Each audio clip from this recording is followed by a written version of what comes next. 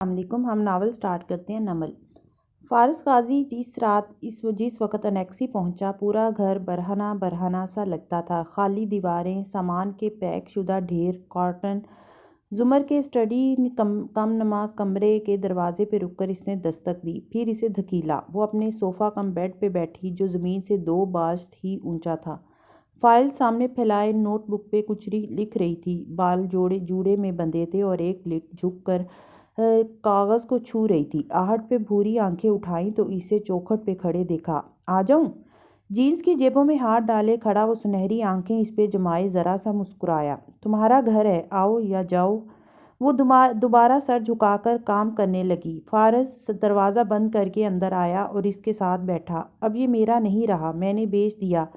تمہارے اپنے فیصلے ہیں فارس، کسی کو کیا اعتراض ہوگا؟ فارس خاموش رہا۔ یہ اس کی ماں کا گھر تھا، اس کی عمر گزری تھی اس میں، زرتاشا کے ساتھ گزرا وقت، اچھی بری یادیں۔ وہ لمحے بھر کے لیے وہ سب سوچنے لگا، پھر سر جھٹک کر زمر کو دیکھا۔ کافی پیو گی؟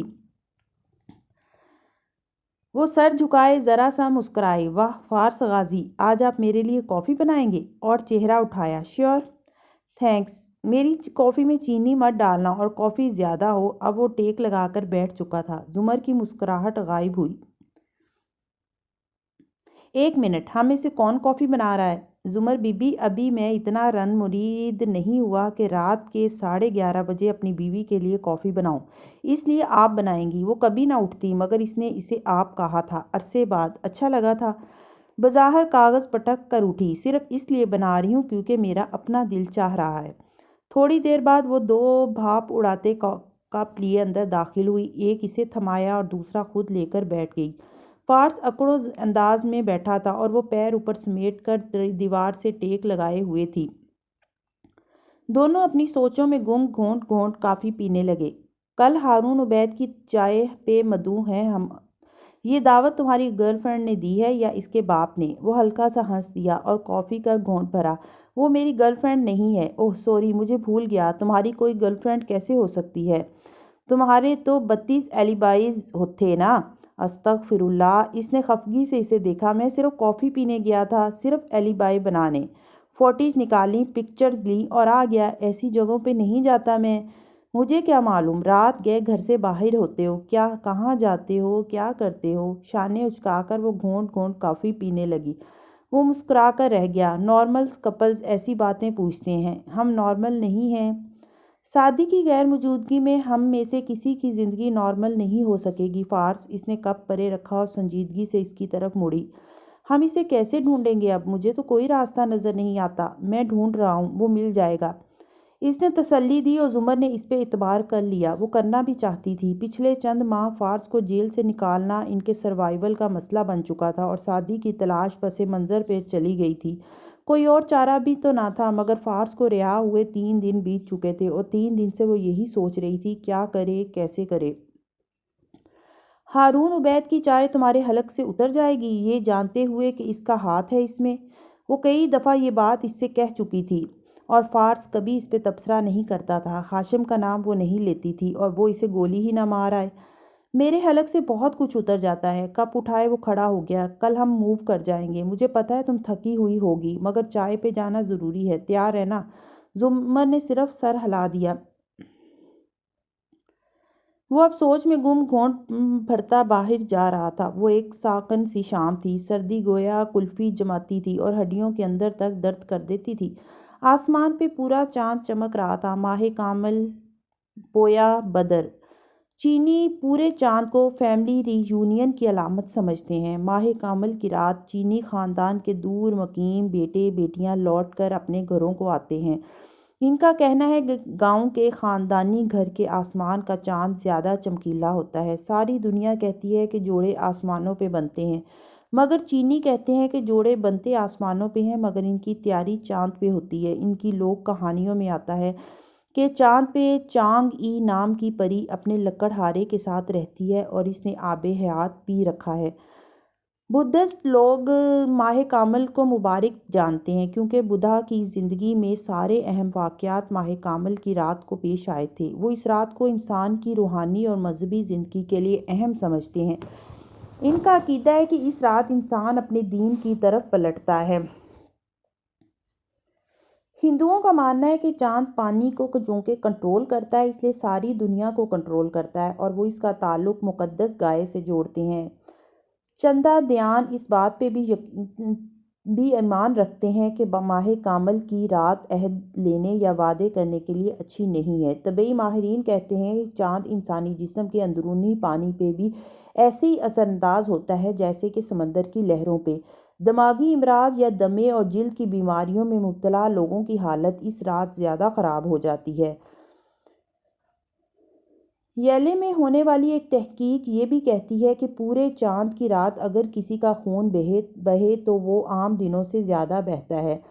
فرشتے کہتے ہیں کہ چاند کی چند مخصوص تاریخیں کیپنگ حجامہ کے لیے زیادہ شفا بخش ہیں، اور قدیم داستانیں یہ کہتی ہیں کہ اس رات کچھ انسان بھیڑیے بن جاتے ہیں اور صبح ہوتے ہی ٹھیک ہو جاتے ہیں۔ امریکی کہتے ہیں کہ انہوں نے چاند پہ قدم رکھا تھا۔ دنیا میں بہت سے کانسپریسی تھیورسٹ اس بات کو ایک ڈرامے کے سوا کچھ نہیں مانتے، اور وہ ٹھوس دلائل سے ثابت کرتے ہیں کہ آج تک کسی انسان نے چاند پہ قدم نہیں رکھا۔ نیل آرمسٹرانگ کی موت کے ساتھ ہی یہ راز کہ انسان نے چاند تسخیر کیا تھا یا نہیں ابھی دفن ہو گیا ہے، اور دنیا کے سب سے عظیم انسان ہمارے نبی کریم صلی اللہ علیہ وآلہ وسلم نے اس کی تشریح میں فرمایا ہے کہ غاسق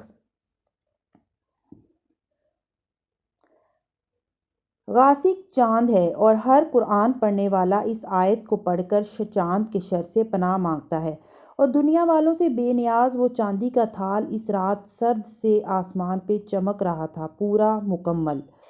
فارس غازی کا خاندان ایک پوش علاقے کے اس بنگلے میں آ بسا تھا۔ بنگلہ سبز بیلوں سے ڈھکا تھا اور کافی خوبصورت تھا، انیکسی سے کئی گنا کم قیمت، مگر اس سے کہیں زیادہ کھلا اور بڑا۔ ہر کسی کو اس کا اپنا کمرہ ملے گا۔ سیم اس بات پہ خوش تھا، اور اب ندرت حسینہ اور صداقت کے ساتھ مل کر سامان رکھوا رہا تھا۔ سب تھک بھی گئے تھے، اور اس وقت وہ حال تھا کہ ندرت کچھ مانگتی تو ہنا اور سیم ایک دوسرے کو اشارہ کرتے، تم قریب ہو تم اٹھاؤ گے، اور یہ تو بہن بھائیوں کا پرانا اصول ہے کہ قریب والا ہی کام کرے گا۔ سو زیادہ شامت سیم کی آ رہی تھی۔ گھر کسی حد تک سیٹ ہو چکا تھا۔ زمر اور فارس چائے پہ جا چکے تھے۔ حنین اب صرف خالی خالی سی تھی۔ قصر کو گردن اونچی کر کے دیکھنے کی اتنی عادت ہو گئی تھی کہ اب گردن اور دل دونوں درد کرنے لگے تھے۔ اتنے دن سے نماز نہیں پڑھ رہی تھی، نہ ادا نہ قضا، دل ویران سا تھا۔ سو امی کی ڈانٹ ڈپٹ کو انسنی کر کے وہ اپنی ٹیچر کے پاس چلی آئی تھی۔ ان کا گھر چند منٹ کی واک پہ تھا۔ یاد رہے کہ وہ اپنے پرانے علاقے میں ریسٹورنٹ کے قریب ہی آ بسے تھے۔ اب ان کے ڈرائنگ روم میں ان کے سامنے سر جھکائے بیٹھے وہ ایک دفعہ پھر اپنی کمزوریوں کا اقرار کر رہی تھی۔ نماز کی عادت نہیں بنتی، وہ کیا کرے؟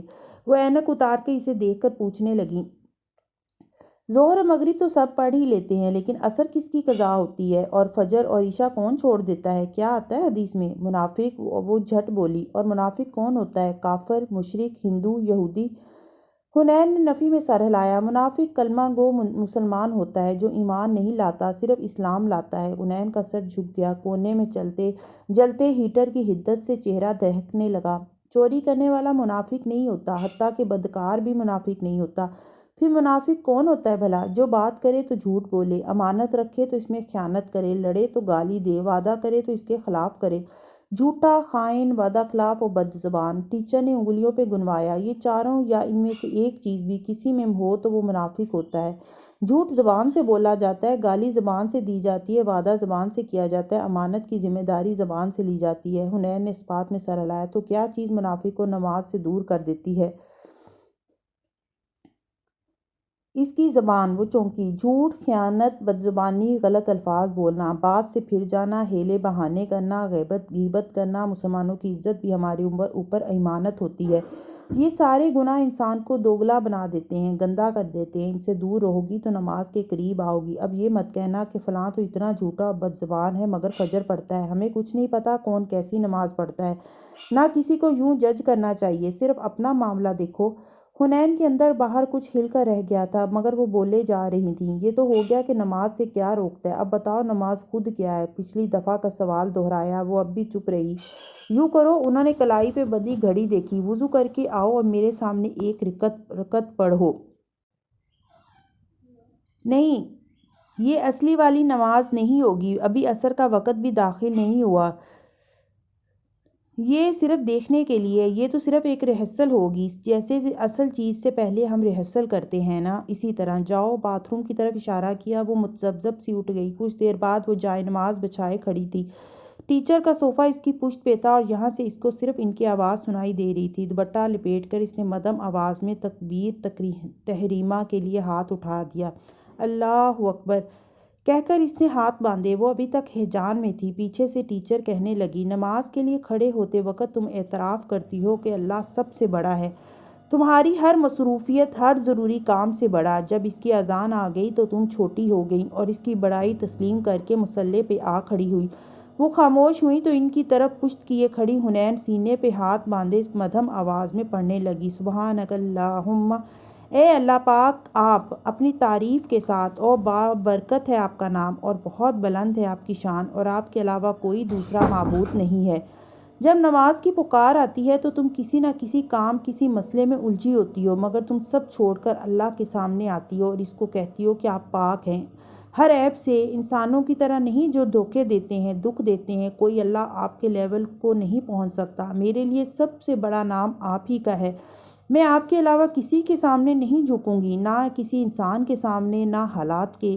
حنین خاموشی سے سن رہی تھی۔ نچلا لب مسلسل کاٹتے ہوئے وہ چپ ہوئیں تو اعوذ باللہ اور بسم اللہ پڑھ کر الفاتح پڑھنے لگی۔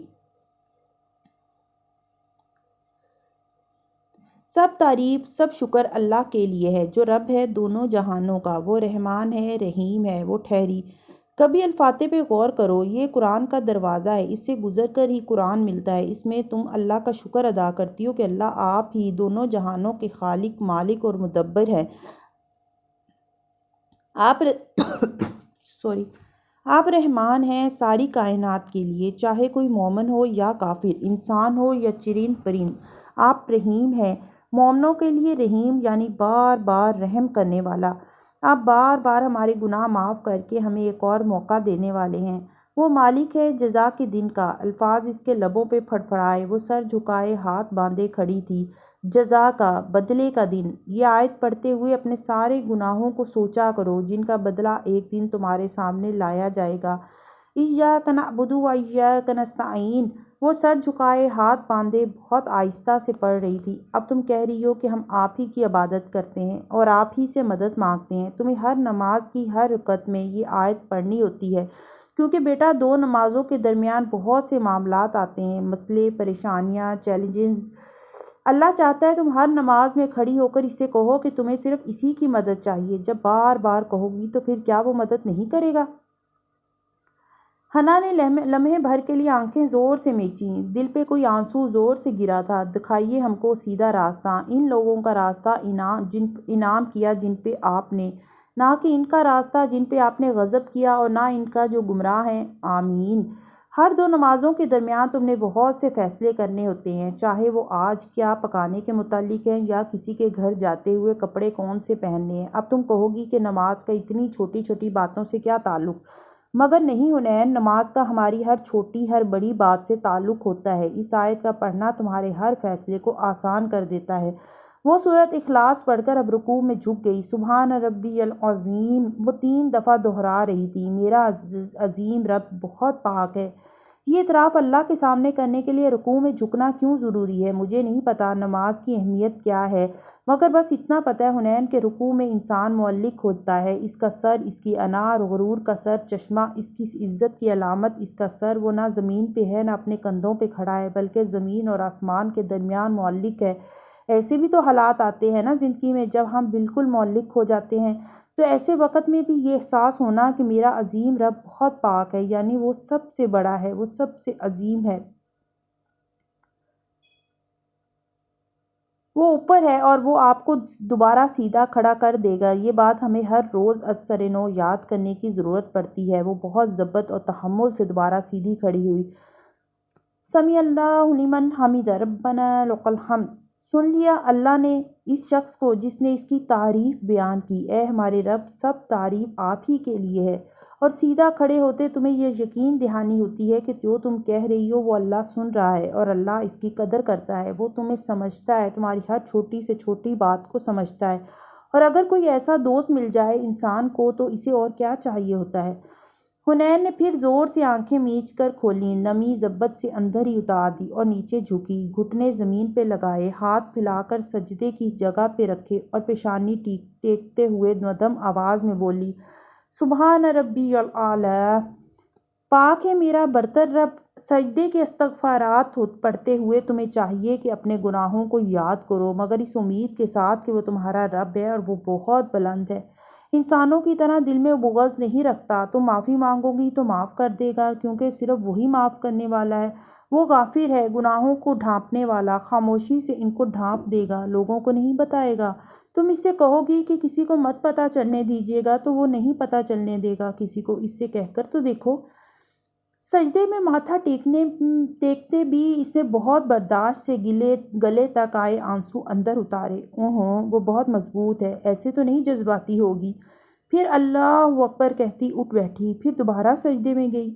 اور تم نے کبھی سوچا حنین، سجدے کے استغفارات میں معافی بھی ہے اور حمد بھی۔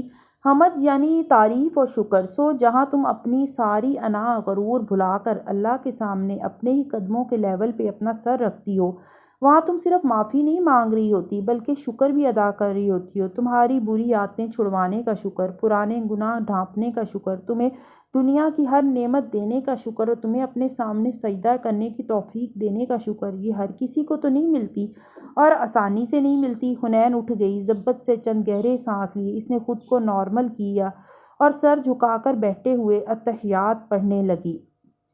میری ساری کولی بدنی اور مالی عبادات صرف اللہ کے لیے ہے۔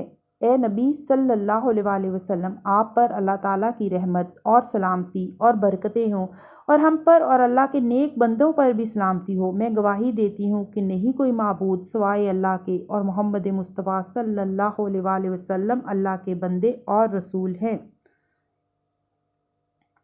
تم اب سلام بھیجتی ہو اللہ کے نبی صلی اللہ علیہ وآلہ وسلم پر، اور تم ان کو گویا مخاطب کر کے کہتی ہو، سلام ہو آپ پہ یا نبی صلی اللہ علیہ وآلہ وسلم، کیونکہ یہ وہی نبی صلی اللہ علیہ وآلہ وسلم ہی ہیں جنہوں نے تمہیں نماز سکھائی ہے۔ یہ وہی ہیں جو تمہارے لیے معراج پہ بار بار واپس گئے تھے اور نمازوں کی تعداد کم کروائی تھی۔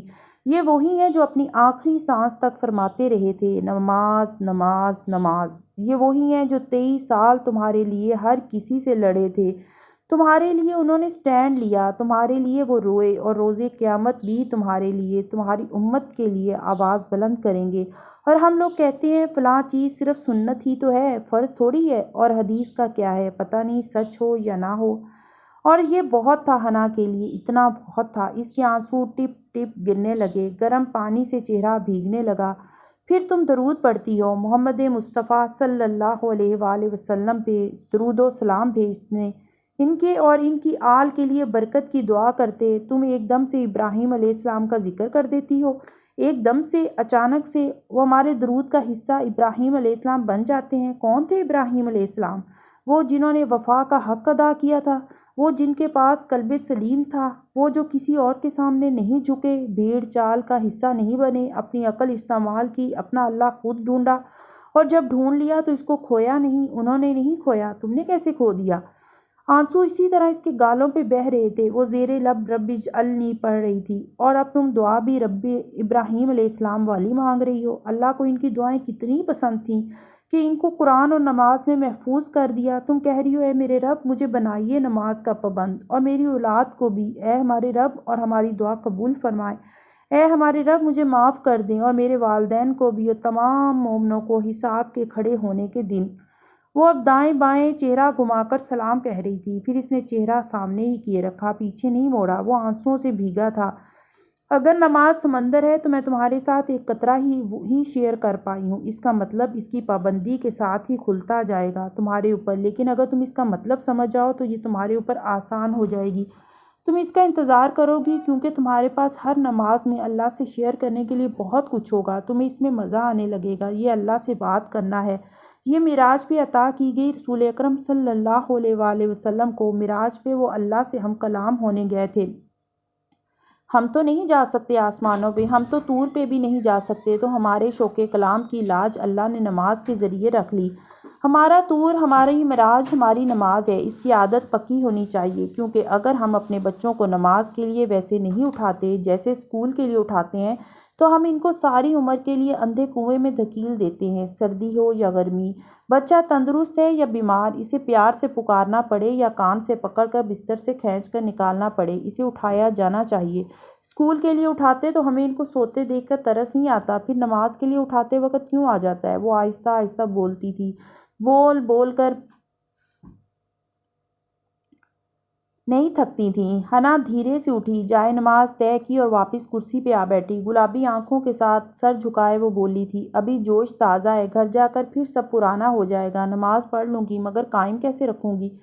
ساری مسلمان قوم ایک ہی پیر کی مرید ہے اور وہ ہے ڈنڈا۔ کہتے ہیں آسمان سے اتری 4 کتابیں اور 5واں اترا ڈنڈا۔ حنین، نماز کی عادت 7 سال کی عمر میں نہیں ڈالی جائے تو 21 سال کی عمر میں تم بغیر ڈنڈے کے اسے نہیں ڈال سکتی۔ صرف 2 ماہ کے لیے اپنے اوپر ڈنڈا رکھو، ساری عمر کی نمازیں پکی ہو جائیں گی، لکھ کر رکھ لو۔ مگر اس عمر میں امی کی ڈانٹ سے نہیں ڈرتی، نہ ان کے جوتے سے، تمہیں اپنا ایک نماز نگہبان بنانا پڑے گا۔ نماز نگہبان؟ وہ حیران ہوئی۔ ہاں، اپنی کسی ایسی جاننے والی لڑکی کو اپنا نگہبان مقرر کرو جو تمہاری بیسٹ فرینڈ نہ ہو، اس سے اتنی بے تکلفی نہ ہو کہ وہ تمہیں رعایت دے، کوئی ٹیچر ہو، کوئی بڑی لڑکی ہو جس کا تم سے ذرا ریزروڈ اور ادب والا رشتہ ہو، اس سے تم کہو گی کہ وہ تم سے روز پوچھے کہ آج تم نے کتنی نمازیں پڑھیں؟ یوں تو میں نے اس کے ڈر کی وجہ سے پڑھوں گی، نیت میں تو کھوٹ آ جائے گا۔ واہ ابلیس واہ! انہوں نے مسکرا کر گہری سانس لی۔ شیطان جب بائیں سے نہیں آ سکتا تو وہ دائیں سے آتا ہے، یعنی جب وہ تمہیں کسی اچھے کام سے روکنے کے لیے بری چیزوں کی ترغیب نہیں دے سکتا، جیسے نماز سے روکنے کے لیے میوزک اور گانوں کی، تو وہ تمہیں اچھی چیز کے ذریعے خراب کرتا ہے، تمہاری اپنی نیت میں شک ڈلواتا ہے۔ کسی کے سامنے نماز پڑھ رہی ہو وہ کہے گا تم تو ریاکاری کر رہی ہو، تمہاری نیت خراب ہے، فلاں فلاں۔ اس سے تم پریشان ہو جاؤ گی اور عبادت کی لذت ختم ہو جائے گی۔ انہوں نے لمحے بھر کا توقف لیا۔ بچہ نماز نہ پڑھے تو اسے سمجھانے، ڈانٹنے، پھر مارنے کا حکم ہے، تو بچہ پھر کیوں پڑھے گا؟ ماں باپ کے ڈر سے نا؟ تو کوئی بات نہیں، کسی کے ڈر سے تو پڑھے گا، عادت بنے گی، بڑا ہوگا تو خود سمجھ جائے گا۔ تم بڑی ہو مگر ابھی نماز میں گرو نہیں کیا تم نے، آہستہ آہستہ کرو گی، پھر اللہ کا ڈر آتا جائے گا۔ سو حنین، اچھی عادتیں ڈالنے کے لیے کوئی ڈنڈا ملے یا کوئی انسپریشن ملے وہ لے لینی چاہیے، تم اللہ کے لیے ہی یہ کر رہی ہو۔ بات حنین کے سمجھ میں آ گئی تھی۔ بہت عرصے بعد اس کے ذہن نے فجر کی نیند کا تریاق ڈھونڈ لیا تھا۔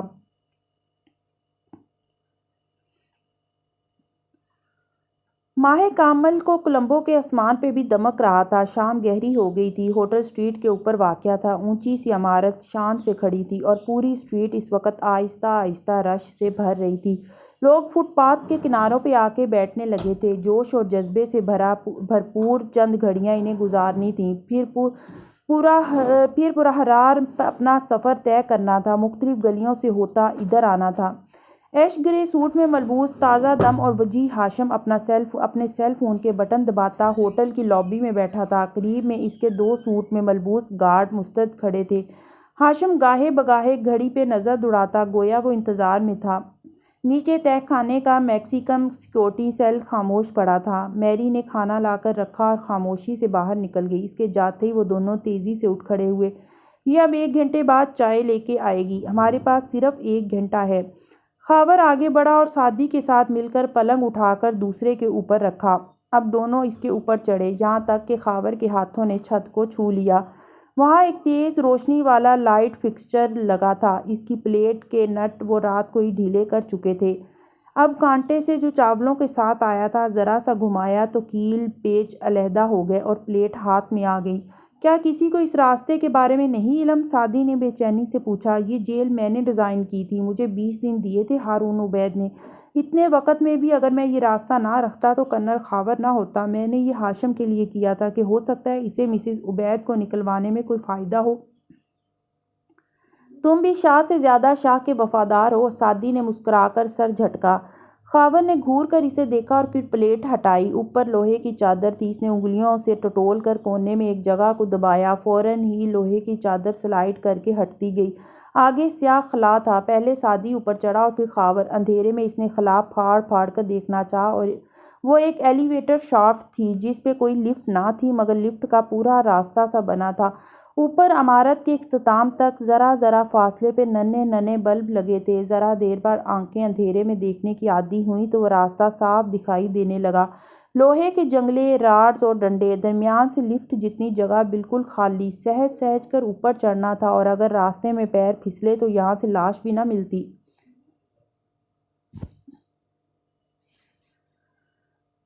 اوپر آ کر خاور نے لوہے کی چادر بند کر دی۔ اب وہ دونوں احتیاط سے ٹٹول ٹٹول کر اوپر چڑھنے لگے۔ تھوڑی دیر گزری تھی کہ باہر کچن میں بیٹھی میری نے بے اختیار ماتھے پہ ہاتھ مارا۔ گارڈز نے استفہامیہ نظروں سے اسے دیکھا۔ وہ کھانا کھانے سے پہلے مجھے چکھنے کا کہتا ہے۔ اگر نہ چکھا ہو تو گھنٹے بعد بھی کھانا یوں ہی رکھا ہوگا۔ ذرا میرے ساتھ آؤ، میں پہلے اس کا کھانا چکھ لوں، برے موڈ کے ساتھ کہتی وہ گارڈ کو لیے سعدی کے کمرے کی طرف چلی آئی۔ گارڈ کوڈ دبائے اور دروازہ کھولا۔ دروازہ کھلنے کی آواز اتنی تھی کہ اوپر اندھیرے میں چڑھتے سعدی اور خاور رک گئے۔ اب سعدی کو ٹھنڈے پسینے آ گئے، خاور بھی سن ہو گیا۔ نیچے میری جیسے ہی اندر داخل ہوئی وہ گویا گنگ ہو گئی۔ کمرہ خالی تھا، کوئی نہیں تھا یہاں۔ اگلے ہی لمحے گارڈز کا شور برپا ہوا۔ کرنل خاور، سعدی نے لوہے کی سیڑھی نما جنگلے پکڑے، گہری سانس لے کر اوپر دیکھتے کہا، زندگی ہمیں دوبارہ یہ موقع نہیں دے گی، اس لیے تیز چڑھو۔ اور یہ تو سب جانتے ہیں کہ شدید خوف اور شدید پریشانی کے عالم میں بھی انسان سروائیو کر سکتا ہے اگر وہ خود ہار نہ مانے۔ ان دونوں کی رفتار میں برق روی آ گئی اور وہ تیز تیز اوپر چڑھ رہے تھے۔ نیچے گارڈز پاگلوں کی طرح کمرے کا ایک ایک کونا ٹٹول رہے تھے۔ تبھی کسی کی نظر اوپر ذرا سے ہلے ہوئے لائٹ فکسچر پر پڑی۔ اسلام آباد میں 6 اسٹار ہوٹل کے زرد روشنیوں سے جگمگاتے شاہانہ طرز کے ڈائننگ ایریے میں ایک میز پہ وہ چاروں براجمان تھے اور بیر ادب سے اشیائے طعام پیش کر رہے تھے۔ وہ یوں بیٹھے تھے کہ میز کے ایک طرف آبی اور ہارون تھے اور دوسری جانب وہ دونوں۔ ہارون شلوار سوٹ کے اوپر کوٹ میں ملبوس مسکرا کر آبدار سے پوچھ رہے تھے کہ اس نے اپنے مہمانوں کے سامنے اپنے والد کی شکایتیں کی ہیں یا نہیں۔ آبی مسکرا کر کہہ رہی تھی کہ ایسا کچھ نہیں ہے۔ اس نے سرخ سکارف کشمیری لڑکیوں کے انداز میں چہرے کے گرد لپیٹ کر پیچھے کو ڈال رکھا تھا۔ کانوں میں ایمرالڈ اور ڈائمنڈ ٹاپس دمک رہے تھے۔ نیچے سفید ملائم سا سویٹر تھا جس کی ہائی نیک کے اوپر زمرد کا نیکلس جگمگا رہا تھا۔ وہ خوش اور آسودہ لگ رہی تھی، بولنے کے ساتھ ساتھ مسلسل کھا رہی تھی۔ فارس ابھی تک خاموش تھا، چہرے پہ رسمی مسکراہٹ سجائے وہ گرے شرٹ پہ سیاہ کوٹ پہنے ہوئے تھا۔ کبھی کبھی وہ سنہری آنکھیں اٹھا کر ہارون کو دیکھ کر مسکرا کر ان کی بات کا جواب دے دیتا، پھر سر جھکا کر پلیٹ کی طرف متوجہ ہو جاتا، گو کہ وہ زیادہ کھا نہیں رہا تھا۔ زمر آج دل سے تیار ہوئی تھی۔ آبی کے کورے سفید رنگ کے برعکس اس نے سلک کی سیاہ لمبی قمیض پہن رکھی تھی، گھنگریالے بال، بھورے بال سامنے سے ذرا سا پیچھے کر کے پن لگا کر کھلے چھوڑ دیے تھے اور بھوری آنکھوں میں گہرا کاجل تھا۔ جب کوئی اسے مخاطب کرتا تو وہ آنکھیں ان پہ جما کر جواب دیتی اور پھر ادھر ادھر دیکھنے لگ جاتی۔ مصنوعی باتیں، مصنوعی روشنیاں۔ فارس غازی آپ کتنا عرصہ جیل میں رہے؟ پران کا ٹکڑا کانٹے میں پھنساتے ہارون نے سرسری انداز میں سوال کیا۔ آبی ذرا غیر آرام دہ سا ہوئی، مگر فارس نے مسکرا کر انہیں دیکھا۔ آپ سے 3 سال کم۔ ہارون کو اس کے جواب نے چونکایا بھی اور محظوظ بھی کیا۔ لقمہ چباتے ہوئے مسکرا دیے، میں نے 7.5 سال کی جیل قید کاٹی ہے، کل ملا کر 3 دفعہ جیل جا چکا ہوں۔ تم ابھی مجھ سے بہت پیچھے ہو۔ طرز تخاطب بدل دیا۔ آبدار نے آسودہ سی سانس لی۔ زمر خاموش نظر گاہے بگاہے فارس اور ہارون پہ ڈال لیتی تھی۔ آپ جہاں بھی رہے ہیں، آپ A کلاس قیدی تھے، میں C کلاس قیدی تھا، آپ میرا مقابلہ نہیں کر سکتے سر۔ آبی کے ابرو تعجب سے کٹھے ہوئے۔ آپ تو انٹیلیجنس آفیسر تھے، پڑھے لکھے تھے، اچھے خاندان سے تھے، آپ کو تو عدالت کو A کلاس الاٹ کرنی چاہیے تھی۔ تعلیمی، خاندانی پس منظر اور جاب وغیرہ کی بنیاد پہ ہی قیدیوں کی کلاس کا تعین کرتی ہے نا عدالت؟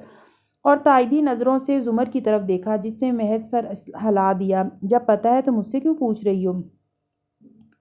عدالت نے میری کلاس B مقرر کی تھی، مگر چونکہ میں ہارون عبید نہیں تھا اس لیے جیل کے اندر مجھے وارڈن کی مرضی کے بلاک میں پٹکا گیا تھا۔ وہ مدھم مسکراہٹ کے ساتھ ٹھہر ٹھہر کر بتا رہا تھا۔ اور اس دفعہ؟ ہارون نے تشویش سے پوچھا۔ اس دفعہ میں اپنی مرضی سے C بلاک میں گیا تھا اور مسکرا کر سر جھکائے کانٹے سے کھانے کا ٹکڑا توڑنے لگا۔ سو جیل کیسی ہوتی ہے؟ آبی اب نہیں کھا رہی تھی، کوہنیاں میز پہ رکھے آگے کو ہو کر بیٹھی پورے دھیان سے اس کی طرف متوجہ تھی۔ جیل؟ فارس نے رک کر سوچا، اس کے چہرے پہ تکلیف سی ابھری، پھر اس نے نگاہیں اٹھا کر آبدار کو دیکھا تو سنہری آنکھوں میں کرچیاں سی تھیں۔ جیل میں آپ اکیلے ہوتے ہیں، کوئی آپ کا دوست نہیں ہوتا، کوئی آپ کا خیال نہیں کرتا۔ اسے بہت کچھ یاد آیا۔ جب میں جیل میں گیا تو سب سے پہلے مجھے ایک کمرے میں جانا تھا، قراطین سے ملنے۔ قراطین؟ آبی اور ہارون دونوں نے ناسمجھی سے اسے دیکھا۔ زمر نے سنجیدگی سے وضاحت کی۔ وہ بالکل چپ سی ہو گئی تھی۔ یہ سب اس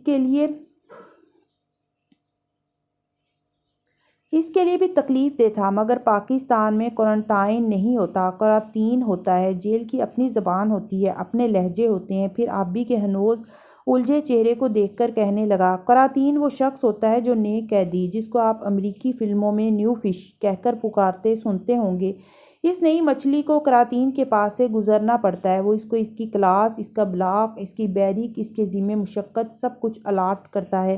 قراتین جیل کا بادشاہ ہوتا ہے۔ وہ قیدی کو پہلی ملاقات میں اسے نہ مارنے کے 25,000 لیتا ہے، وہ قیدی کو ہاتھ تک نہ لگانے کے 40,000 لیتا ہے، وہ ہلکا ہلکا کام دینے کے 65,000 لیتا ہے، اور یہ رقم وہ ہر مہینے قیدیوں سے ملنے آنے والوں سے لیا کرتا ہے۔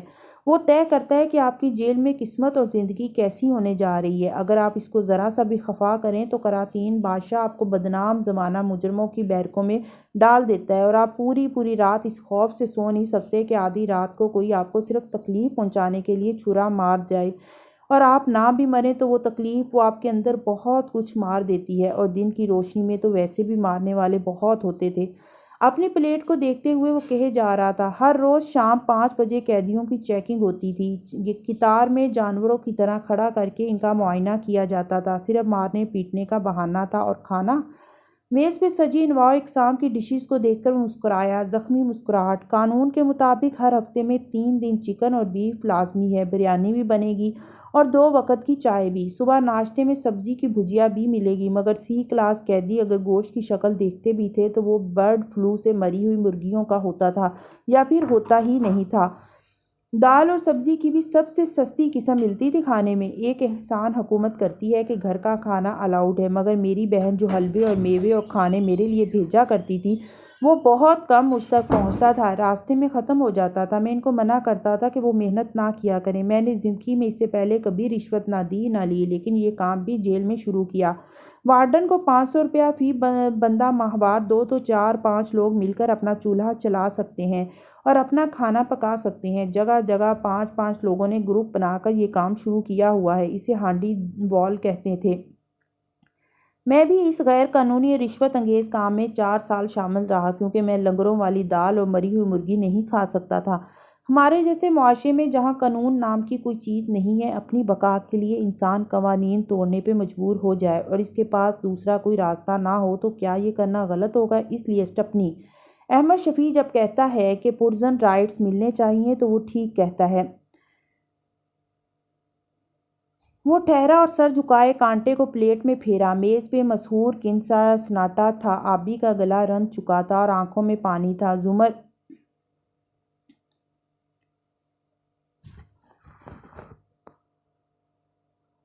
زمر بالکل خاموش اور سپاٹ تھی، اور ہارون نے گہری سانس لی۔ تمہارا واقعی مجھ سے کوئی مقابلہ نہیں ہے۔ وہ جیسے پوری طرح اس کی طرف متوجہ تھے۔ مگر تم نے قراتین والی بات پوری نہیں بتائی۔ رشوت تو تم نے ہانڈی وال کو پہلی دفعہ دی تھی، تو قراتین کو کیا دیا؟ فارس ان کو دیکھتے ہوئے زخمی سا مسکرایا۔ اس سے پہلی ملاقات کرنے والے خوف سے کانپ رہے ہوتے تھے۔ وہ بادشاہ تھا، ان کو کچھ بھی کہہ سکتا تھا، ان کی عزت کا جنازہ نکال سکتا تھا۔ میرے ساتھ اس نے گفتگو میری بیوی کے نام سے شروع کی تھی۔ آبی کا سانس رک گیا۔ اور آپ نے کیا کہا؟ میں نے اسے مارا، اپنی ابرو کی طرف اشارہ کیا۔ ادھر سے خون نکلنے لگا تھا اس کا۔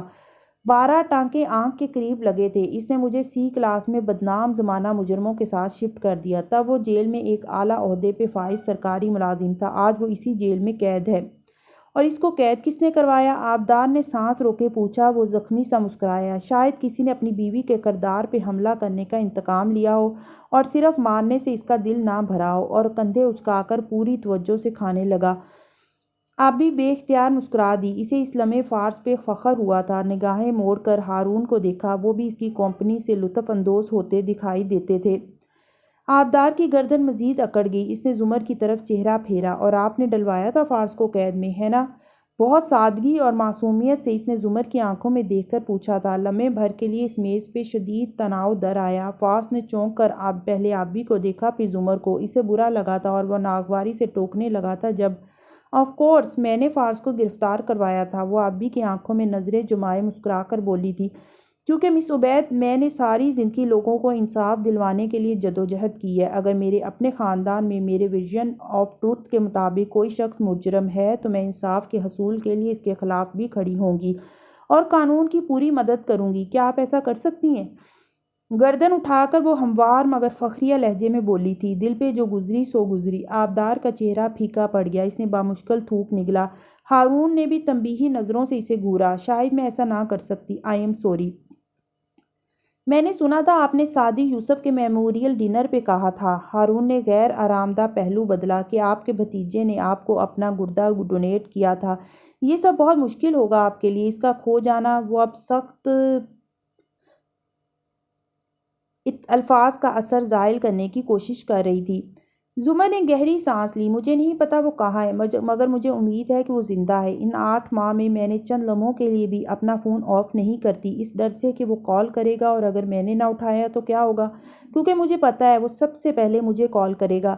میز پہ خاموشی کا دورانیہ بڑھ گیا۔ پھر ہارون نے ہمدردی اور اپنائیت سے پوچھا، وہ کس طرح کا انسان تھا؟ مہربان، نرم دل اور زمر کہنے لگی، مگر فارس نے چہرہ اٹھا کر اطمینان سے کہا، فریب کار۔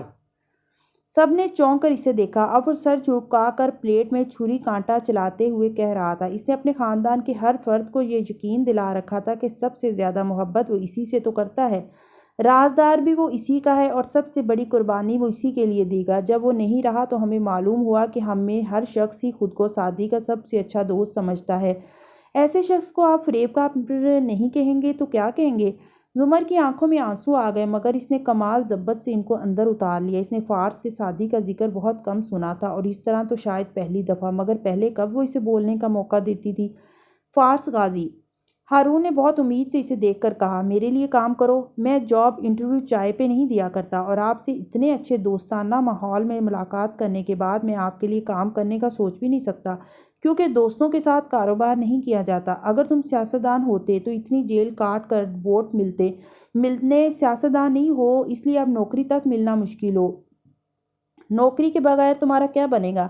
وہ سمجھانے والے انداز میں کہہ رہے تھے۔ فارس بند ہونٹوں سے لقمہ چباتے ہوئے مسکرایا اور ذرا آگے کو جھک کر ہارون کی آنکھوں میں دیکھا۔ آپ ایک بے گناہ آدمی کو ایک بدنام زمانہ جیل کے سی بلاک میں بے رحم و خطرناک دہشت گردوں، اسمگلرز اور قاتلوں کے ساتھ 4 سال کے لیے بند کر دیں اور اگر وہ سروائیو کر جائے تو کیا اس کے کچھ بن جانے میں آپ کو شک ہونا چاہیے؟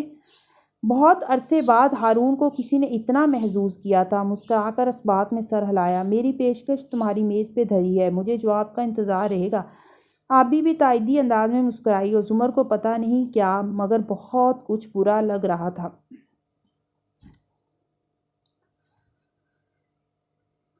تم بڑے لوگ ہو، سیدھے ہی گزر جاتے ہو، ورنہ کچھ تنگ سی گلیاں بھی ہیں بازار کے ساتھ۔ کولمبو پہ شام کی تاریکی پوری طرح چھا چکی تھی۔ شہر کی چمچماتی بتیاں روشن ہو گئی تھیں۔ اسٹریٹ پہ منتظر کھڑے تماش بینوں کا رش بڑھتا جا رہا تھا۔ ایسے میں تاریک ایلیویٹر شیفٹ میں وہ کافی اوپر چڑھ آئے تھے اور نیچے لوہے کی چادر کو مسلسل توڑنے کاٹنے کی کوشش کی جا رہی تھی۔ چند گارڈ اوپر بھی دوڑے تھے، کہیں تو کھلتی ہوگی وہ شافٹ، مگر ہوٹل کے نقشوں پہ وہ بنی ہی نہیں تھی۔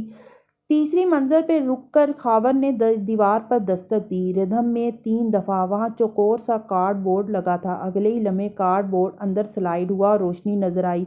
آگے ایک کھلی ہوئی الماری تھی۔ وہ دونوں یکے بعد دیگرے الماری کے اندر سے ہو کر اس کمرے میں آ کھڑے ہوئے۔ اتنے عرصے بعد سعدی یوسف نے کوئی اور کمرہ دیکھا تھا، روشن اور ہوادار، مگر اس نے ضبط نہیں کھویا، سنبھلا ہوا محتاط کھڑا رہا۔ سامنے کچن کا ہیڈ شیف کھڑا تھا۔ ان کو اندر لا کر اس نے جلدی سے کارڈ بورڈ برابر کیا اور الماری سے ایک بیگ نکال کر خاور کو تھمایا اور الماری کو لاک کیا۔ سو تمہیں ہمارے، مطلب کرنل خاور کے پیغامات ملتے رہے تھے؟ سعدی نے خاور کو بیگ کی زپ کھول کر اندر تمام چیزوں کی تسلی کرتے دیکھا تو شیف کو مخاطب کیا۔ خاور سینڈوچز کے ریپر پہ کونے میں الفاظ لکھتا تھا اور مروڑ تروڑ کر پلیٹ میں رکھ دیتا۔ سارا کوڑا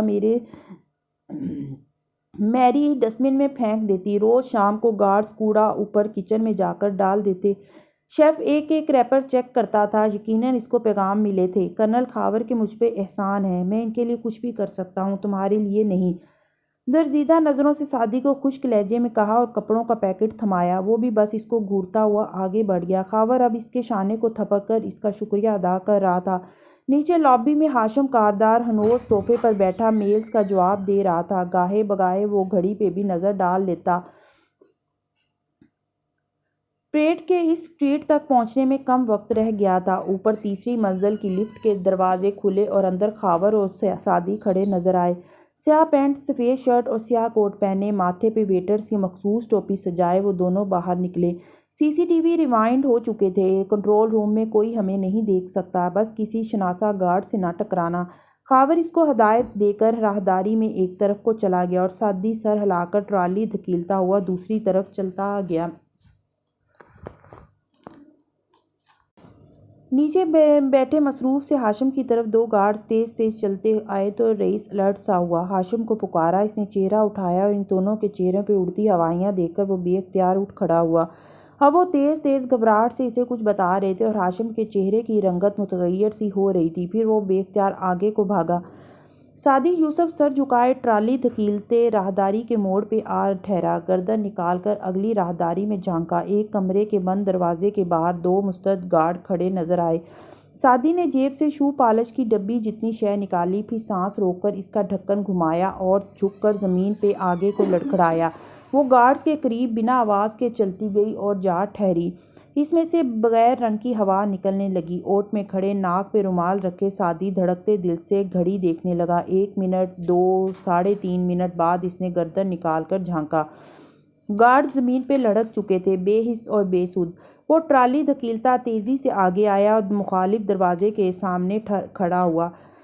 دوسری جیب سے ماسٹر کی کارڈ نکال کر دروازے میں لگایا۔ دروازہ کھولا اور ان دونوں کو گھسیٹ کر دوسرے کمرے میں لا ڈالا۔ پھر ان کو وہاں لاک کر کے اس کمرے تک پہنچا جہاں وہ پہرا دے رہے تھے۔ ابھی وہ دروازے کے قریب کارڈ لے کر گیا تھا کہ 7 مخالف سمت سے ایک اسی حلیے والا ویٹر آتا دکھائی دیا اور قدرے خفگی سے منحالی زبان میں اسے مخاطب کیا۔ سعدی بالکل منجمد ہو گیا، پھر ہلکا سا چہرہ موڑا۔ 7 اہیڈی ٹریوا، پھر ذرا چھمبے سے اسے دیکھا۔ کیا تم نئے ہو؟ وہ ایک انجان زبان میں سعدی یوسف سے بات کر رہا تھا اور پھر اچانک رک کے اس سے جواب مانگ رہا۔ سعدی نے گہری سانس لی۔ مجھے نہیں معلوم، نیچے جا کر خود معلوم کر لو، اور رخ موڑ کر ٹرالی میں چیزیں درست کرنے لگا۔ ویٹر بڑبڑاتا ہوا آگے بڑھ گیا۔ سعدی یوسف نے دل میں اس دن کے لیے شکریہ ادا کیا جب اس نے فارس غازی کے پیغام پہ عمل کر کے خاور کو اپنا صاحب السجن بنایا تھا۔ گزارے لائق منحالی صرف وہی اس کو سکھا سکتا تھا۔ کارڈ لگا کر اس نے دروازہ دھکیلا۔ اندر ایک پرتعیش اور شاہانہ طرز میں سجا سوئٹ روشن سا نظر آتا تھا۔ ایک بیوٹیشن کھڑی سونیا کے بال بنا رہی تھی۔ وہ تمہیں نیچے بلا رہے ہیں، کب سے کال کر رہا ہوں، جلدی جاؤ۔ سر غصے میں ہے۔ وہ کوئی انجان مگر غیر ملکی لڑکی تھی۔ اس کو انگریزی میں ڈپٹا تو قدرے پریشان ہو گئی اور جلدی سے باہر کو بھاگی۔ سونیا نے گردن گھما کر پیچھے دیکھا۔ سعدی فوراً پلٹ گیا۔ جب لڑکی باہر نکل گئی تو اس نے دروازہ بند کیا اور ٹوپی اتارتے ہوئے آہستہ سے سونی کی طرف گھوما۔ ہیلو پرنسز، مسکرا کر کہتے وہ قریب آیا۔ سونیا کے ابرو کٹھے ہوئے، معصوم چہرے پہ حیرانی اور الجھن ابھری، خوبصورت آنکھیں سکیڑیں۔ سعدی! وہ پہچان کر سٹول سے اٹھی۔ سرخ لمبی میکسی میں وہ بالوں کی چوٹی بنائے بے حد خوبصورت لگ رہی تھی۔ تم تو چلے گئے تھے؟ اپنی عمر کے لحاظ سے وہ صرف اتنا ہی حیران ہو سکتی تھی۔ وہ قدم قدم چلتا اس کے قریب آیا اور نرمی سے اس کے دونوں ہاتھ تھامے۔ مگر میں واپس آ گیا ہوں سونی کے ساتھ ایک گیم کھیلنے۔ یاد ہے جب میں تمہاری ممی سے ملنے آیا تھا، جب تم دونوں فلم دیکھ رہے تھے مال میں اور پھر میں نے تمہارے ساتھ ایک گیم کھیلا تھا؟ سونیا کی آنکھیں چمک اٹھیں۔ وہ شرارت سے مسکرائی۔ آئی نو۔ سونیا مسکرا کر اس کی آنکھوں میں دیکھ کر وہ بولا، اور سونیا کھلکھلا کر ہنس دی، گردن پیچھے پھینک کر، دل کھول کر۔ اس کو یہ فکرہ جیسے گدگدا دیتا تھا नीचे तह खाने के दरवाजे खुले पड़े थे और हाशिम वस्त में खड़ा सुर्ख चेहरे के साथ गार्ड्स पे गरा रहा था, चीख रहा था, वो कहाँ जा सकता है, ढूंढो इनको, वो होटल में होंगे, ट्रैकर से ढूंढो।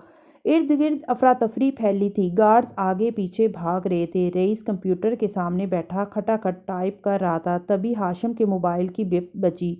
इसने झुला कर देखा, एक नई वीडियो मौसूल हुई थी सोनी के टैबलेट से। वो ठहर गया और जब इस पे क्लिक किया तो मंजर सोनी के कमरे का था। वो वस्त कमरे में तैयार खड़ी थी, दोनों हाथ मखसूस रुख पे उठाए, मुंह जरा खोले, आंखें बंद किए। वो साख्त खड़ी थी जैसे बर्फ का मुजस्मा हो।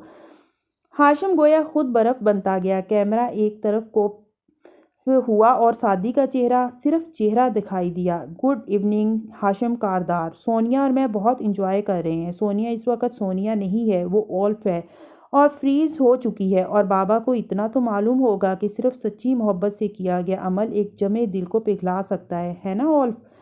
इसने रुककर सोनिया को देखा। वो बंद आंखों से मुस्कुराहट दबाए सर को जरा सा खम देकर रह गई। इससे ज्यादा वो नहीं हिल सकती थी। कैमरा वापस शादी के ऊपर हुआ और अब उठकर सोनी के अकब में आ खड़ा हुआ। मैं सोनी के रूम में हूँ और मेरे पास बाहर खड़े गार्ड्स के टॉयज भी हैं। हाथ लहराकर बेटा पिस्तौल दिखाया। और मैं पहले भी एक गार्ड को इसके ग्रैंड पेरेंट्स तक पहुंचा चुका हूं। सो मेरी सलाहियतों पे तुम्हें शक तो नहीं होना चाहिए। अब देखना यह है कि सोनी के बाबा सोनी के लिए, सॉरी ओल्फ के लिए क्या कर सकते हैं। मेरे सारे लीगल डॉक्यूमेंट्स लेकर इसी कमरे में आ जाएं और मुझे यहाँ से बखैरियत निकलने दें तो मैं सोनी को पिघला दूंगा, वरना सोनी हार जाएगी। और वीडियो बंद हो गई। जिंदगी में पहली बार हाशिम कारदार को अपना सर, अपना दिल, अपनी सारी दुनिया घूमती हुई महसूस हुई थी। इसकी रंगत पहले सफ़ेद पड़ी और फिर सुर्ख। बौखलाकर इसने चेहरा उठाया। वो मेरी बेटी के कमरे में है। तब तक कंप्यूटर के सामने बैठा रईस भी बोल उठा था। वो वाकई इसी फ्लोर पे है, वस्त में, यकीनन मिस सोनिया के कमरे में। इसके कंधे के अंदर लगा ट्रैकर मैंने एक्टिवेट कर दिया है। वो अब बचकर नहीं जा सकता। और खावर वो कहाँ है? वो जोर से चलाया था। टाई की नॉट ढीली करते हुए इसने आस्तीन से तरच पेशानी पूंजी। दिमाग अभी तक घूम रहा था। वो भी वही है। इसने अपने पेपर्स मांगे हैं। मैं इधर जा रहा हूँ। मेरे पीछे 5 आदमी मेरी बेटी के कमरे की तरफ भेजो। तुम दोनों कमरे की पिछली तरफ से आओ। और रईस वो तेज़ तेज़ हदायत दे रहा था। स्नाइपर्स को बुलवाओ। वो छत पे बैठकर बैरूनी दरवाज़ों को ताक में रखेंगे। सादा कपड़ों में गार्ड्स को होटल के चारों तरफ बखेर दो। वो दोनों जिंदा यहाँ से नहीं निकलेंगे। दांत पीसकर गुस्से से कहता वो बाहर की तरफ भागा और 2 गार्ड इसके साथ दौड़े थे। वो लिफ्ट में था जब फ़ोन बजा। सोनिया के नंबर से कॉल आ रही थी। इसने तेज़ी से फ़ोन कान से लगाया। अगर तुमने मेरी बेटी को छुआ भी तो मैं तुम्हारे टुकड़े टुकड़े कर दूंगा। लाल भभूका चेहरे के साथ वो चीखा था। गुड इवनिंग हाशिम, कैसे हो? मुझे भी तुमसे बात करके अच्छा लगा। मौसम कैसा है? सोनिया से बात करवाओ। तुम सुन नहीं रहे मैं क्या कह रहा हूँ? तेज तेज तनफ्फुस के दौरान हाँफता कांपता वो फिर गराया था। वो तो बात नहीं कर सकती, वो फ्रोजन है। क्या फिल्म है वैसे? कभी हमें दोबारा इकट्ठे बैठकर देखनी चाहिए। सादी लिफ्ट के दरवाजे खुले तो वो बाहर निकला। चंद गहरे सांस लेकर खुद पे काबू पाया। मैं तुम्हारे डॉक्यूमेंट्स ले आऊँगा, तुम्हें जाने दूंगा। तुम मेरी बेटी को कमरे से बाहर निकाल लो। खुद बेशक कमरा बंद करके बैठे रहो, मैं तुम्हारे साथ पूरा ताउन करूँगा, मगर इसे जाने दो। मर न जाते खुशी से अगर इतबार होता। वो गुनगुनाया था। तुम इतना नीचे कैसे गिर सकते हो? वो एक मासूम बच्ची है। कोई इंसानियत, कोई इखलाकियात बाकी हैं तुम्हारे अंदर? या एक कत्ल करने के बाद तुम इनसे भी गुजर चुके हो? वो अफसोस और बेयकीनी से कह रहा था। कोई घंटी बजी। हाशिम कारदार, याद है वो दिन जब मुझे बेबस करके तुम मेरी बहन के बारे में बात कर रहे थे? मेरी भी यही हालत हुई थी। अल्फाज के बरक्स इसका लहजा स्पॉट था। हाशिम ने पेशानी को मसलते हुए बामुश्किल खुद पे काबू किया। अच्छा, मैं कमरे के बाहर हूँ, बताओ क्या चाहते हो? दरवाजे के सामने खड़े इसने फिक्रमंदी से इधर उधर देखा। मुस्तैद गार्ड अपनी गन निकाले चौकस खड़े थे। मेरे तमाम लीगल डॉक्यूमेंट्स जिनकी मदद से मैं वापस जा सकूं मैंने मंगवाए हैं। चंद मिनट लगेंगे, तुम मुझे अंदर आने दो, कहकर इसने दरवाज़ा बजाया। लॉक घुमाया, वो बंद था। मैजिक आई भी बंद थी। वो अंदर झांक भी नहीं सकता था। वो पागल हो रहा था। सादी, दरवाज़ा खोलो, इसने ज़ोर से बजाया। अगर तुमने एक दफ़ा फिर दरवाजे को हाथ भी लगाया तो मैं इसकी जान ले लूँगा। दरवाज़ा सिर्फ तब खुलेगा जब तुम डॉक्यूमेंट्स लाओगे। और सुनो, तुम अकेले आओगे? हाँ, मैं अकेला आऊँगा, मुझे 5 मिनट दो। वो बेचैनी से इधर उधर टहलने लगा था। दूसरी तरफ से फ़ोन बंद हो गया। ہاشم اب رئیس کو کال کر کے اسے جلدی وہ کاغذات اوپر بھیجنے کو کہہ رہا تھا۔ ایک خاکی لفافے میں چند ردی کاغذ، وہ یہ دکھا کر سعدی کو کم از کم دروازہ کھولنے پہ مجبور کر سکتے تھے۔ ایک دفعہ دروازہ کھل گیا تو اس کے بہترین مارکس مین ان دو فراریوں کو سنبھال لیں گے۔ جب تک ایک گارڈ اوپر آیا وہ لفافہ لے کر، جس میں رئیس کا پاسپورٹ اور چند ردی کاغذ تھے۔ اس کمرے کو دونوں اطراف سے گھیرا جا چکا تھا۔ ہاشم کاردار کی آدھی نفری وہاں موجود تھی۔ کچھ لوگ بالکنی میں اتر آئے تھے، کچھ بندوقیں سنبھالے راہداری میں کھڑے تھے۔ ہاشم نے لفافہ پکڑا اور دروازہ کھٹکھٹایا۔ جو اب جواب نہ دارو۔ اس نے گارڈ سے باسٹر کی کارڈ لیا، دروازے میں دھکیلا اور دروازہ کھل گیا۔ سعدی میں تمہارے پیپرز لے آیا ہوں، اس نے احتیاط سے کہتے ہوئے دروازہ دھکیلا۔ کمرہ روشن تھا اور وسط میں سونیا کھڑی تھی، ساتھ وہ ٹرالی اب بھی پڑی تھی اور اس میں ایک بلو بیری کیک سجا تھا جس کو وہ جلدی جلدی چمچ سے کھائے جا رہی تھی۔ ہاشم کو دیکھ کر اس نے جلدی سے منہ پہ ہاتھ رکھا۔ سوری بابا۔ آنکھوں میں شرارت تھی اور پھر وہ ہنسی۔ وہ اس کو منع کرتا تھا زیادہ میٹھا کھانے سے، دانتوں کو نقصان نہ ہو، مگر وہ اس کیک کو آدھے سے زیادہ کھا چکی تھی۔ آج ہاشم نے کچھ نہیں کہا۔ وہ شل ساکھ سا چلتا آگے آیا۔ سونی کمرے میں اکیلی تھی، تنہا۔ سعدی کہاں ہے؟ اسے کچھ سمجھ آنے لگا تھا۔ سعدی میرے لیے کیک لایا بابا، اس نے کہا۔ میں نے آپ کے آنے تک اس کو ختم کرنا ہے ورنہ میں اولف بن جاؤں گی۔ ہاشم بے اختیار اس کے قریب آیا، اس کو اپنے بازوؤں میں اٹھا لیا۔ بابا میرے کپڑے، وہ کسمسائی، مگر وہ دیوانہ وار اس کا چہرہ اور سر چوم رہا تھا۔ سعدی کہاں گیا سونی؟ پھر اس نے پوچھا۔ اس نے ویڈیو کب بنائی؟ وہ تو کب کا چلا گیا بابا۔ سونی نے جواباً اس سوال پر حیرت سے اسے دیکھا تھا۔ اس کے منہ پہ ذرا سی کریم لگی تھی اور وہ ایک دفعہ پھر سے کیک منہ میں ڈالتی گنگنانے لگی تھی۔ ہاشم نے دھیرے سے اسے نیچے اتارا۔ ششدر چہرے اور شل اعصاب کے ساتھ وہ آہستہ سے موڑا۔ کسی نے جواہرات کو بھی بتا دیا تھا اور وہ حواس باختہ سی اندر داخل ہوئی تھی۔ سونی تم ٹھیک ہو؟ فکر مندی سے کہتی ہوئی اس کے قریب بیڈ کے کنارے آ بیٹھی اور اسے خود سے لگا لیا۔ جو سنا تھا اس نے اسے ہلا دیا تھا۔ کہاں ہیں وہ دونوں؟ کیسے بھاگے؟ وہ تشویش سے ہاشم سے پوچھ رہی تھی۔ ہاشم جواب دیے بنا موبائل پہ نمبر ملانے لگا۔ گارڈز بھی کمرے میں داخل ہو کر ادھر ادھر پھیل گئے اور گویا ہر کونا چھان پھٹک رہے تھے۔ کچن کا ہیڈ شیف بھی ہاتھ باندھے سامنے آ کھڑا ہوا اور اب وہ جواہرات سے کہہ رہا تھا کوئی اندر سے ان کی مدد کر رہا ہے، ورنہ ان کے پاس ماسٹر کی کارڈ کیسے آ سکتا تھا؟ یہ کیک بھی وہ کچن سے کیسے اٹھا کر لا سکتے ہیں بغیر مددگار کے؟ ہاشم فون کان سے لگائے تیزی سے بولا۔ رئیس وہ جا چکے ہیں، ٹریکر سے ٹریس کرو وہ کدھر ہے۔ اسکرین پہ نگاہیں جمائے بیٹھے رئیس نے چھمبے سے ابرو سکیڑے۔ نو سر، وہ دونوں اسی کمرے میں ہیں، سگنل ابھی تک ایکٹیو ہے۔ اور اگر وہ نہ کہتا تب بھی ہاشم کی نظر ٹرالی کے نچلے خانے میں پڑ چکی تھی جہاں ٹیشو میں دو ننھے بٹن جتنے ٹریکرز رکھے تھے۔ ہاشم تلخی سے مسکرایا اور ٹیشو اٹھا کر دیکھا، خون جمع ہوا تھا۔ وہ بہت پہلے اپنے کندھوں سے ٹریکرز کاٹ کر نوچ چکے تھے۔ Dam it! سونی کو دو گارڈز اور جواہرات کی تحویل میں دے کر وہ فون کان سے لگائے باہر آیا۔ سونی کا فون ٹریک کرو، وہ اسی کے پاس تھا۔ جلدی رئیس چلایا۔ وہ چلایا اور پھر برہمی سے راہداری میں کھڑکی کے ساتھ پڑی کارنر ٹیبل کو ٹھوکر ماری۔ میز لڑک گئی، کانچ کا واز نیچے جا گرا۔ ہاشم نے سرخ آنکھیں اٹھائیں۔ کھڑکی سے نیچے کا منظر دکھائی دے رہا تھا۔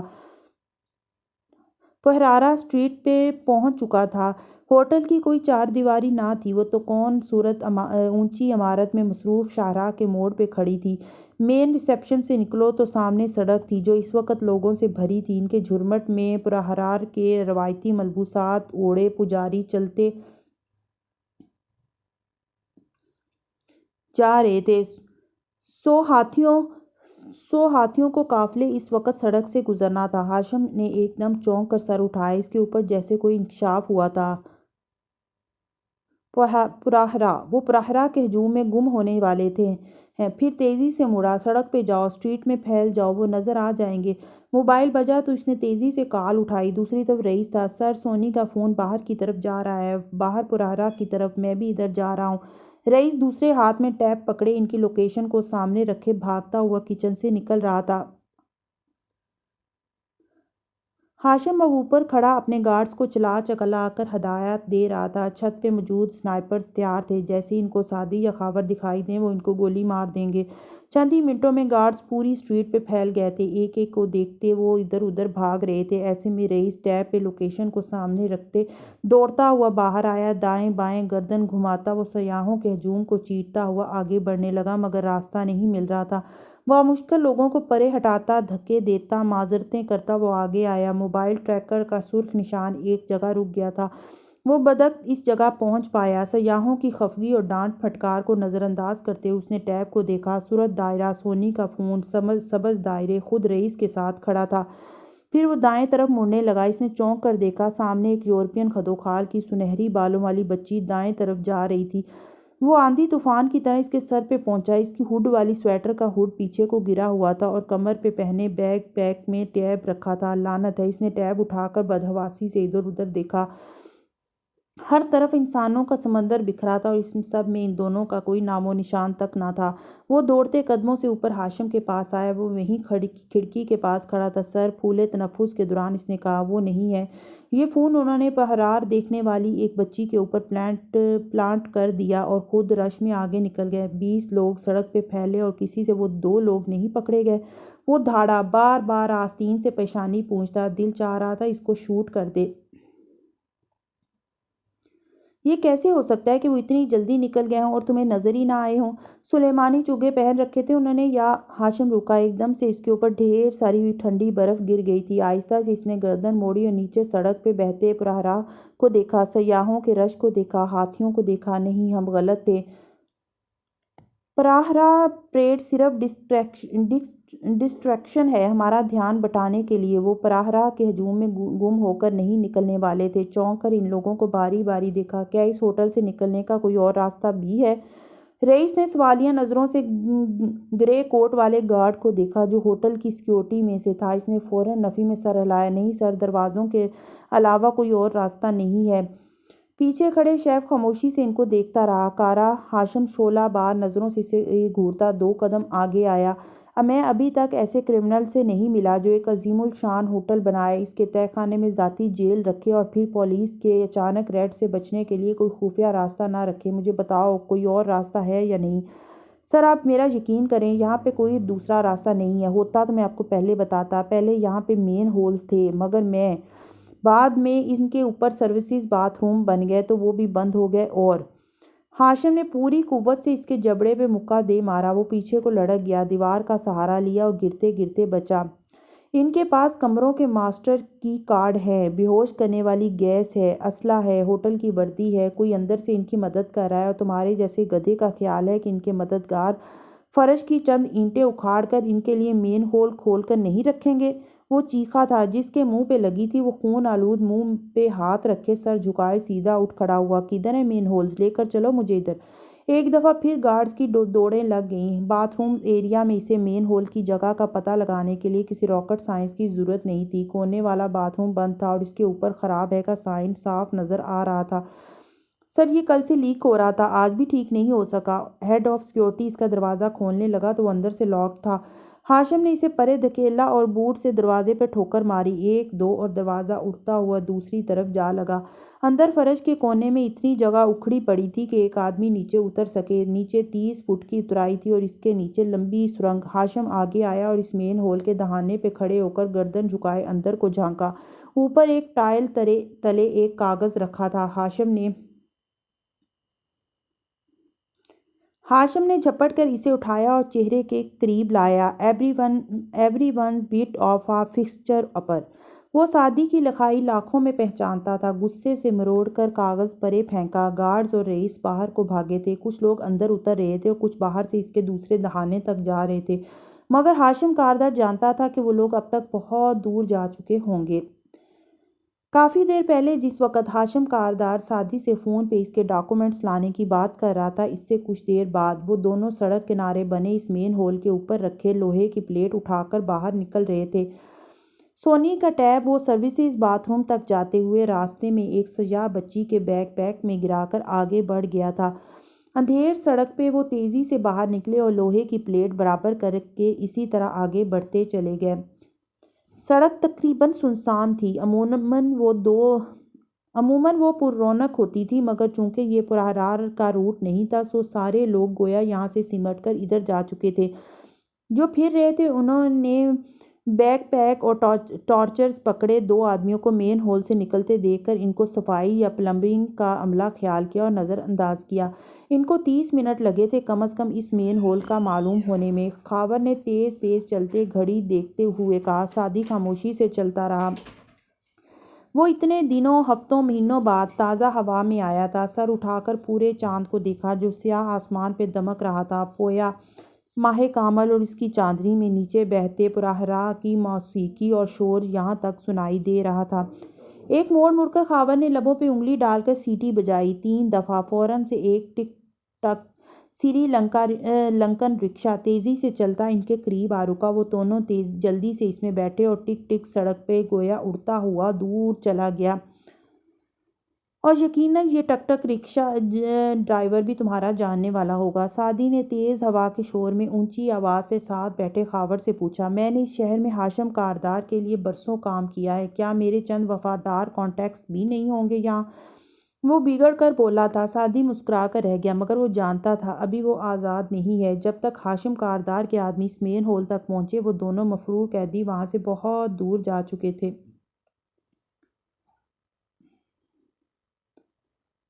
ہارون اور آبدار کے جانے کے بعد وہ دونوں میز سے اس ارادے سے اٹھے تھے کہ اب ہوٹل سے باہر نکلیں، مگر باہر جانے کی بجائے لان میں چلے آئے اور قدم خود بخود پول کے قریب اٹھتے گئے۔ ندرت کا فون آیا تو فارس نے کہہ دیا کہ وہ دیر سے واپس آئیں گے۔ تم واپس نہیں جانا چاہتے؟ اس کے ساتھ چلتے ہوئے زمر نے غور سے اس کے چہرے کو دیکھا۔ وہ پینٹ کی جیبوں میں ہاتھ ڈالے سر جھکائے قدم اٹھا رہا تھا، کسی سوچ میں گم۔ کیا اپنی گرل فرینڈ کو مس کر رہے ہو؟ اسے کال کر لو، شاید کوئی بات رہ گئی ہو جو اس نے تم سے نہ پوچھی ہو، ہمدردی سے مشورہ دیا۔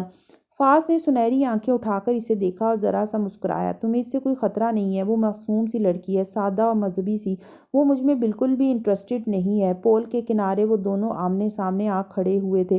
اوپر تاریک رات میں چمکتا پورا چاند پول کے نیلے پانی پہ جھلملا رہا تھا اور پانیوں کی روشنی زمر کے چہرے پہ پڑ رہی تھی جو سنجیدہ ہو گیا تھا۔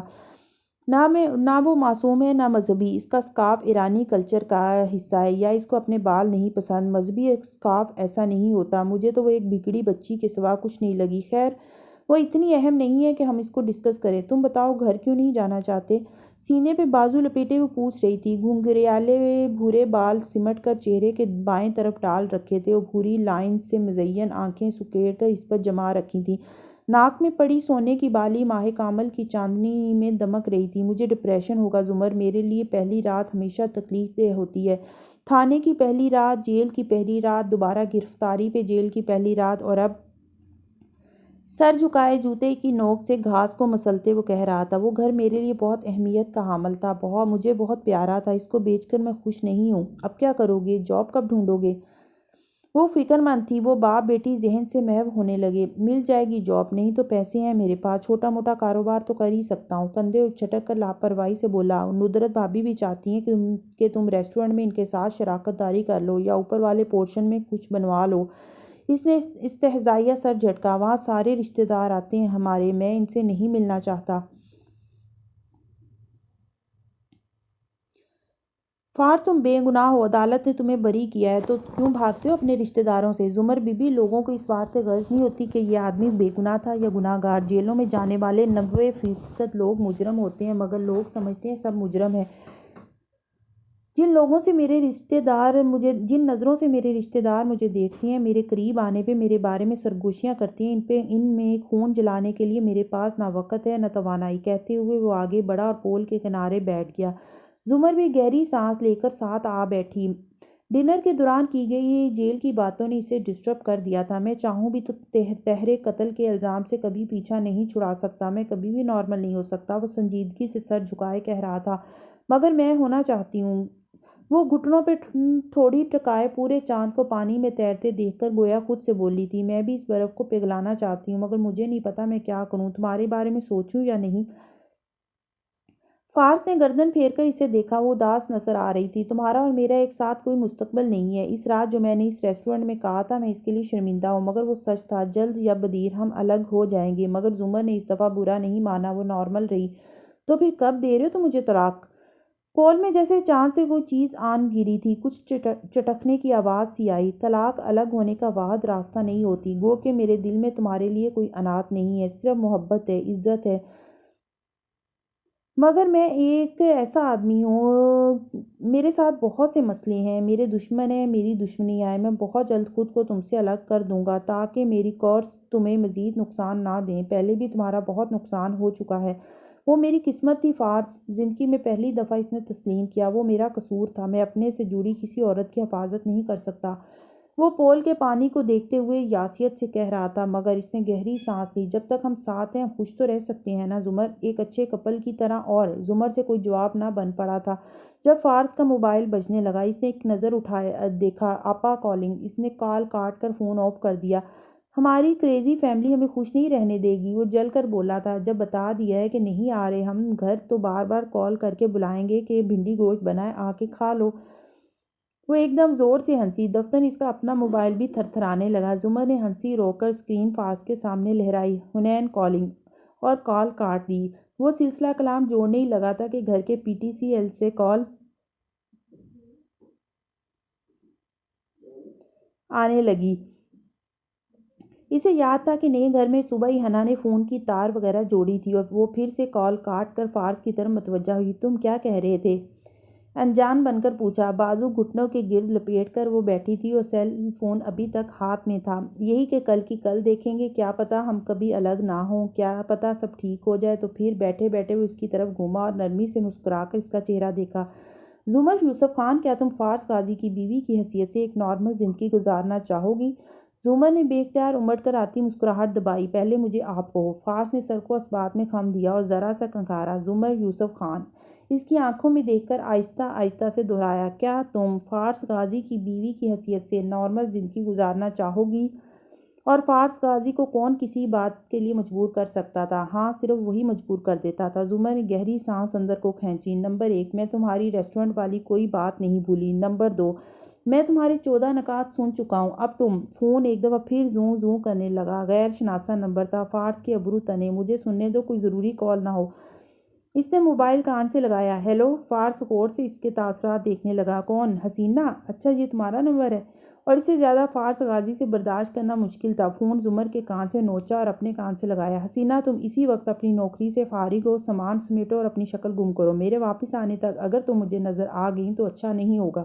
بوسیلے اور اکھڑ لہجے میں ڈپٹ کر اس نے فون بند کیا۔ سائلنٹ کر رہا ہوں، میں چاہتا ہوں اس وقت تم صرف مجھے سنو۔ موبائل اس نے اپنی جیب میں ڈال لیا۔ زمر سمجھی اس نے واقعی سائلنٹ کیا ہے، مگر اس نے خاموشی سے فون آف کر دیا تھا۔ کیا سنوں؟ وہ تھوڑی گھٹنے پہ رکھے دلچسپی سے اسے دیکھنے لگی۔ نیلے پول کے اوپر جھلملاتی چاندنی منعکس ہو کر فارس کے چہرے پہ پڑ رہی تھی۔ ارد گرد ٹہلتے لوگوں سے بے نیاز وہ بس اسی کو دیکھے گئی۔ سویٹر کے آستین ذرا پیچھے چڑھائے منہ میں کچھ چباتے ہوئے پانی کو دیکھ رہا تھا۔ اس کے سوال پہ سنہری آنکھوں کا رخ اس کی طرف موڑا۔ مجھے نوٹس ملے تھے۔ سوری، تمہاری کلاس میں جو نوٹس تم نے کاپی کروا کر دیے تھے وہ مجھے ملے تھے، میں نے پھینک دیے تھے۔ مجھے تم سے ریمیڈیل کلاس لینے کا بہانہ درکار تھا۔ زمر کے ابرو استجاب سے اٹھے، چہرہ گھٹنے سے اٹھا لیا۔ تمہیں وہ سب لیکچرز، وہ ٹاپکس سمجھ آتے تھے، پھر میں کیوں گھنٹہ گھنٹہ تمہارے ساتھ سر کھپاتی تھی؟ وہ برا نہیں مانی تھی، اسے دھکا سا لگا تھا۔ اس نے فارس غازی کو کبھی ذہین نہیں سمجھا تھا، اور اس کی بڑی وجہ وہ ٹیوشن تھی جو اسے دیتی تھی۔ ہر ایک ہی ٹاپک بار بار اس کو پڑھانا پڑتا تھا۔ مجھے ہر چیز سمجھ آتی تھی زمر بی بی، صرف آپ نہیں سمجھتی تھیں۔ اب کیوں مسکرایا؟ وہ خفا سی چپ ہو رہی۔ اور وہ لڑکا جمشید جس کو آپ میرے ساتھ ٹاپک سمجھانے لے آئی تھی لائبریری، بہت برا لگا تھا مجھے۔ اس کا سیل فون میں نے غائب کیا تھا اور اس کو ڈھونڈنے وہ بیچارہ اٹھ کر گیا تھا۔ مگر آپ سمجھی وہ لاپرواہ، اس لیے دوبارہ آپ نے اس کو نہیں پڑھایا۔ تم ہمیشہ سے ایک 2 نمبر انسان تھے، اور وہ بندہ جو آپ کو ہراس کر رہا تھا اور آپ میرے پاس آئی تھیں، وہ محظوظ سا اسے بتا رہا تھا، اور میں نے آپ سے وعدہ کیا تھا کہ اس سے بات کروں گا۔ جانتی میں نے کیا کیا؟ جانتی ہوں۔ سابقہ ڈسٹرکٹ پراسیکیوٹر نے چہرہ آگے جھکا کر اس کی آنکھوں میں دیکھ کر کہا۔ فارس بالکل ٹھہر گیا۔ تم اسے اپنے کسی ٹارچر سیل لے کر گئے، اسے مارا پیٹا ہے نا؟ وہ لمحے بھر کے لیے لاجواب ہوا۔ اس نے آپ سے کچھ کہا تھا بعد میں؟ فاز تمہارے پاس میں کیوں آئی تھی؟ اگر اسے صرف بات کرنی ہوتی تو میں خود کر لیتی، مجھ سے بہتر مینیپولیٹیو ٹاک کون کر سکتا ہے بھلا؟ تمہیں اس لیے کہا تھا کیونکہ تمہاری جاب اور تمہاری شہرت کہتی تھی کہ تم اس کی طبیعت اس طریقے سے ٹھیک کر لوگے جس طریقے سے میں کروانا چاہتی ہوں۔ میں چاہتی تھی کہ تم اس کو مارو۔ وہ باتوں کا بھوت نہیں تھا اور ابرو اٹھا کر فاتحانہ تائید چاہی۔ وہ چند لمحے کو چپ رہا، پھر سر جھٹکا۔ تم میں اور مسز کاردار میں کبھی کبھی مجھے زیادہ فرق نہیں لگتا۔ پھر جیسے کچھ پوچھنے لگا مگر ارادہ بدل دیا، کم از کم آج کی رات نہیں۔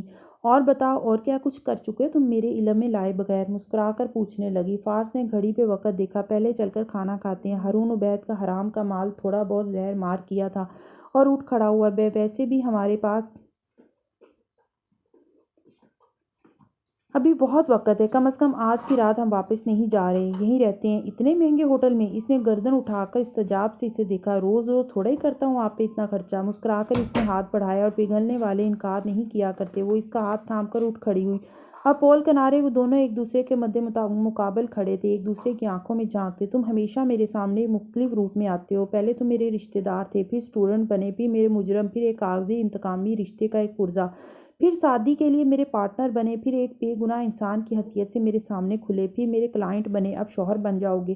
پتہ نہیں پھر کس روپ میں سامنے آؤ گے۔ کیا ابھی بھی کچھ ایسا ہے جو میں نہیں جانتی تمہارے بارے میں؟ ہاں، یہی کہ تمہارے کلائنٹ کا تمہاری فیس ادا کرنے کا کوئی ارادہ نہیں ہے۔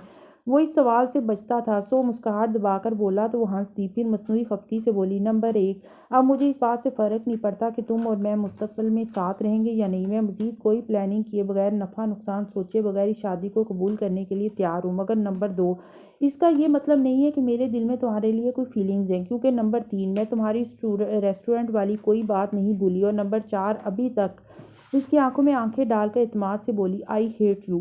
وہ مسکرا کر اس کی طرف جھکا، آئی ہیٹ یو ٹو، اور اس نے بہت دقت سے مسکراہٹ لبوں پہ روکی تھی۔ چاندی میں نہائے جھلملاتے پانی کے ساتھ سبزہ زار پہ وہ دونوں ساتھ ساتھ آگے بڑھنے لگے، اور اولف صحیح کہتا تھا، کچھ لوگ واقعی اس قابل ہوتے ہیں کہ ان کے لیے پگھلا جائے۔ کھانے کے بعد حنا اپنے کمرے میں آئی تو اس نے فوراً سے پہلے میمونہ کو کال ملائی۔ میمونہ اس سے 2 سال سینئر تھی، کالج میں دونوں ساتھ تھے، کسی کام کے سلسلے میں تعارف ہوا اور پھر دوستی ہو گئی۔ وہ حافظ قرآن تھی اور شادی شدہ تھی، ایک بیٹا بھی تھا۔ میمونہ باجی، آپ میری نماز نگہبان بنیں گی کچھ دن کے لیے؟ مہذب انداز میں مدعا بیان کر کے اس نے اس سے پوچھا۔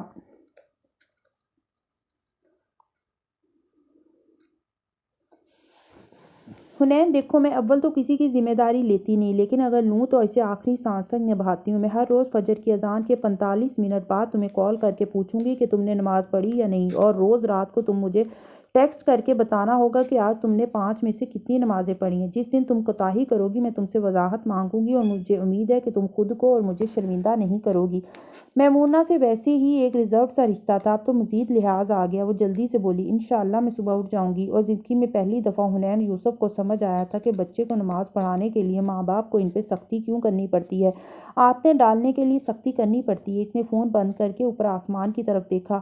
اللہ تعالیٰ، ہمیشہ میں نے الارم کلاک پہ بھروسہ کیا ہے، مگر آج نہیں، کل صبح آپ مجھے اٹھائیں گے۔ مجھے نہیں پتا کیسے، یہ میرا مسئلہ نہیں ہے، لیکن آپ مجھے اٹھائیں گے ہر حال میں۔ ان سے دور کولمبو کی اس برف رات میں تیزی سے بھاگتا ٹک ٹک بالآخر ایک جگہ رکا۔ وہ دونوں بنا کچھ کہے اترے، اور پھر جہاں خاور چلتا گیا وہ اس کے ساتھ کھینچا چلا آیا۔ سڑک پار کرتے ہوئے دفتر رکا، سر کو جھٹکا، گلے پہ ہاتھ رکھا۔ خاور نے چونک کر اسے دیکھا۔ کیا ہوا؟ یوں ہی منہ کا ذائقہ عجیب سا ہو رہا ہے، شاید گلا خراب ہے۔ الجھن سے سر جھٹکتا وہ آگے بڑھ گیا۔ سڑک کے کنارے سے انہوں نے ایک اور ٹک ٹک روکا، اور یوں تقریباً 3 سواریاں بدل کر وہ دونوں اس اپارٹمنٹ بلڈنگ کے سامنے رکے۔ اندر سیڑھیاں چڑھتے سعدی نے پوچھا تھا، تو اس عمارت میں ہے تمہارا خفیہ فلیٹ جس کے بارے میں کارداز نہیں جانتے؟